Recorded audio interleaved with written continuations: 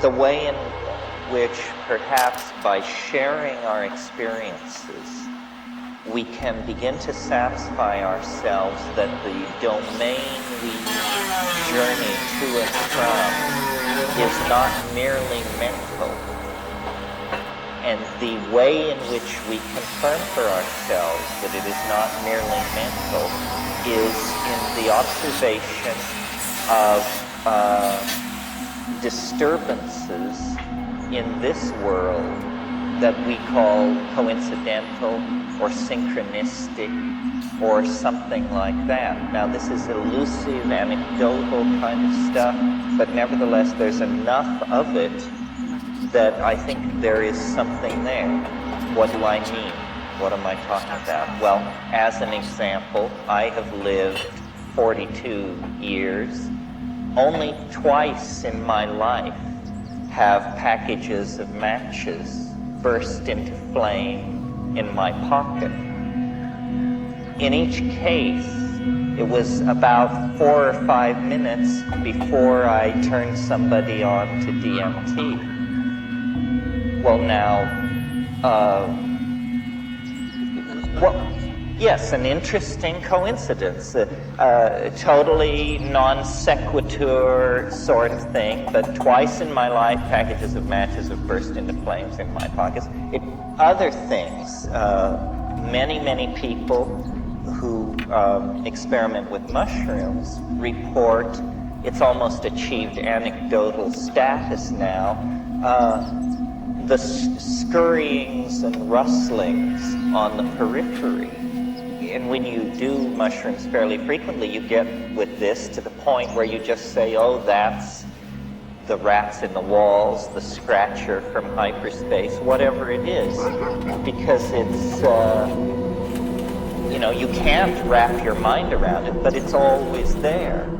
And then less easily confirmed and communicated, but I'm sure we all have had this experience, is you will take a voyage into another dimension, be completely laid out on the floor for a long time, and then sit up.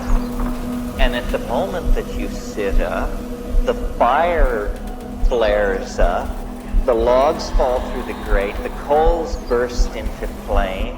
In other words, there is a wave of regenerative activity that sweeps through the whole system. And people report playing with clouds. People report that after intense experiences, their lives are haunted by synchronicity. Well, psychologists get rid of this kind of anecdotal material with all kinds of semi-weaselly arguments, such as your clue-sifting intellect has been shifted from the background to the foreground. So now you are paying attention to the environment and it is giving you messages. And we all know that schizophrenics move into mental spaces where every license plate carries a message, and every headline is about them, and every conversation among the people they pass on the street is about them. But we all also know that we ourselves dabble with this, that this belief that the world is entirely independent of our minds and objective and unaware of us is the kind of scientific fiction in which we operate, and then the real truth that appears to our perception, the truth of our immediate experience, is that the mind is a concentric field of diminishing intensity that can draw events and circumstances far from the ranges of probability. Once I had the following experience. It's all anecdotal, you see. I was in a dry wash in the Negev desert, and there was absolutely no food, and I was poor traveling hippie, a Hashashin, and a cave dweller, and a ne'er-do-well. And it was like 120 degrees outside my cave. And I was sitting in front of my cave, smoking ash. And out through the shimmering heat, I could see this dot of a person. And as I watched them making their way through the rocks and the scrub, I began to have a fantasy about this person. That they had food. That they didn't simply have food. That they had oysters Rockefeller packed in ice. That they had Russian caviar. That they had Belgian chocolate. That they had all of this stuff. And, you know, I hadn't had a bath in 3 weeks. There was barely any water in this place. And this speck made its way toward me, getting larger and larger. And finally, it turned into this guy I barely knew, a fellow lost soul. This was in southern Israel 25 years ago. And he came up to me and said, I have oysters packed in ice. I have Belgian chocolate. And he had gotten a job dishwashing that morning at the King David Hotel and had just quit in disgust halfway through the day and had raided this super fancy 4-star hotel and just had a backpack full of this stuff. And I didn't even bother to tell him. I mean, what am I going to say, you know? I mean, sure, of course. So these kinds of things, and they're very private. You see, nothing happens there except that a guy quits his job and rips off a hotel, except that it is coincident with an internal state, a private musing of somebody else. And when the two things come together, the coincidence of it is absolutely excruciating. Kat had an experience. She's not here to tell it, but she went to Mexico when she was 19 and traveled all over Mexico and took LSD at a certain temple. And on the LSD trip in this place, she realized that she had been conceived there. And when she confronted her parents with it, it was so. It was so that she had been conceived there. Now, of course, you can say, well, in growing up, this must have been a story told around the dinner table, and then under LSD, the child brings it out. But sometimes these things just peels reality apart. The purest proof that I've ever had that goes against the clue-finding, integrative, unconscious thing, and really the time wave that we've spent so much time looking at is, in a sense, a net to trail through life. It's a coincidental engine. It causes there to be more coincidences in your life. And in fact, a way to let coincidence in your life is to let numbers into your life. The schizophrenic who looks at the license plates passing on the freeway is simply the lowest grade worshiper of numbers.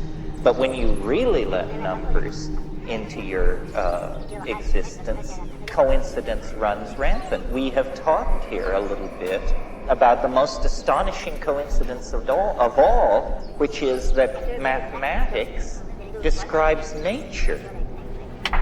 That's a coincidence as far as I can tell. Why should it?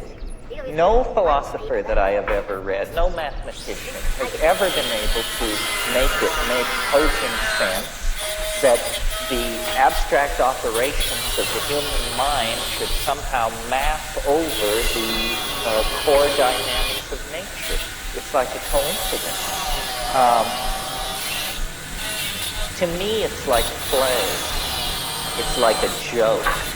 It's like if that doesn't seem like a joke to you, then you don't have a sense of humor.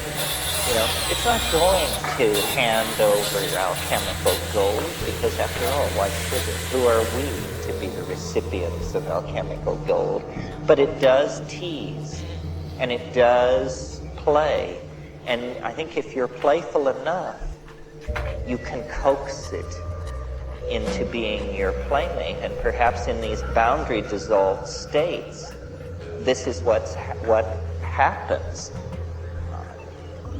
I've told the story about how in the Amazon, when all this stuff was breaking loose, I went through this period where very calmly and deeply and without having any need to tell anyone, I thought, I came to the opinion that I was like enlightened. And it was this very low-key thing. It was all about appropriate behavior. This was the cognitive hallucination that I was having. It was about appropriate behavior. And I had this idea there's an appropriate way to do everything. And if you do it the appropriate way, no energy will be lost. And so you become like superconducting. You become like some kind of super Tai Chi character where you just do things so niftily that there's no problem, whether it's plucking a flower or moving a boulder. And I was told, when you think, sit on the ground. There were all these teachings, and they were very simple. They were things like, sit on the ground, stupid. And, use your fingers. That was a big teaching. Use your fingers. So one of the things I was into was how you wash the pot. We had one pot. It was this little enamel pot. And we would bake it over a fire, and we baked beans, and we baked rice, and all these terrible things that would get scum on the bottom. And so it was a big deal about drawing lots for who washed the pot. Well, I discovered in my enlightened state that we had been doing it all wrong.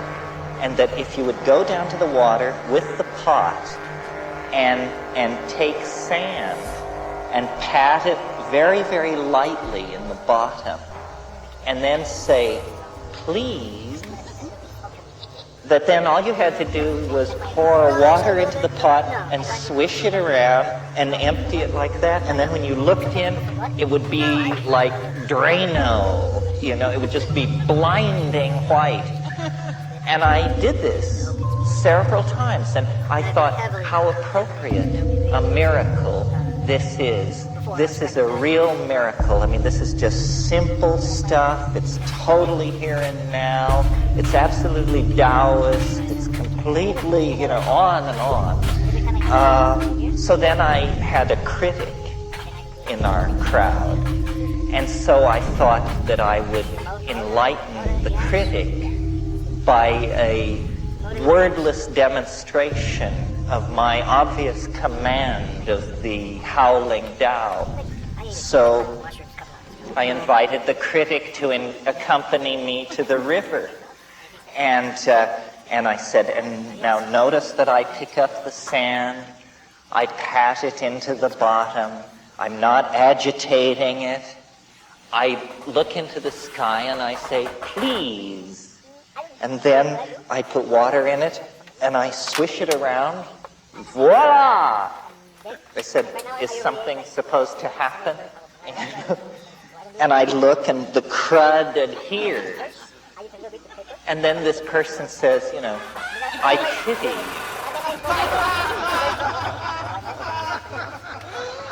And I would pity you more, but you alarm me.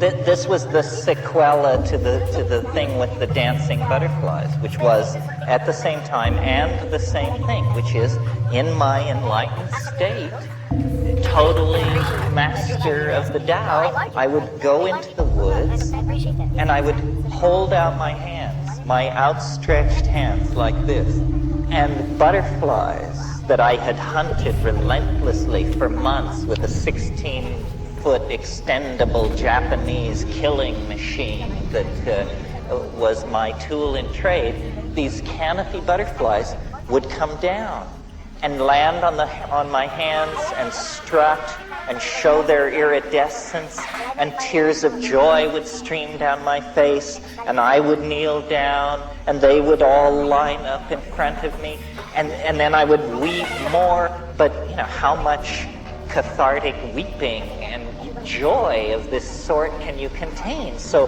there would be this little nub in the experience which would begin to grow stronger, which was all about, this proves that I'm on to something. Nobody could look at this and not realize. Said, I must show someone. And the critic had not spoken to me since the pot washing incident, but was very, on me. So then I went back to camp and I said, let's just take a walk down the trail. Maybe we can work out these differences. Thinking that I wouldn't even mention it. I would just sort of, as I was consoling them, put out my hand and butterflies would drop from the trees. They would realize the error of their ways, so forth and so on. Well, of course, that didn't happen. So then I said, well, maybe I'm being too humble here. I should at least make a commitment to the thing. So I said, stand here and watch. And I raised up my hands to call the insects of the jungle to me. And then the line was delivered the second time, I pity you. And you're not your word, you're... This is all true. It is true that the butterfly dance went back to my hand. Well, so what does one to conclude from this? Well, I think what you have to conclude is that ego is the absolute impediment to Tao. And that if you care what other people think, if you care how it's going to impact on your reputation, if you have any of these lesser concerns, this power, this radiance, this dimension of authenticity can't approach you, And we all have it. And I'm sure I have it more than most people. And yet even I am able to let down into these places where the world works magic, And I think women and intuitive men and people who aren't quite as analytical as I may be are able to do it much more. And that is the real proof. You can talk about be here now till you're blue in the face, But the real proof is when nature responds like that. Well, no, I don't mean caring about others. I mean that if you are, I guess the sin is pride. The sin is pride. If it thrills you that you're enlightened, or if you're glad you beat out your competition, or if you want to display your accomplishment, then it's ruin, It can only be, it has to be held so very lightly, so very lightly. It cannot be shared, in a sense. Forget sharing it, because we're not pure enough to share it. It's amazing that we're pure enough to occasionally embody it, I've told you the story about sitting on the beach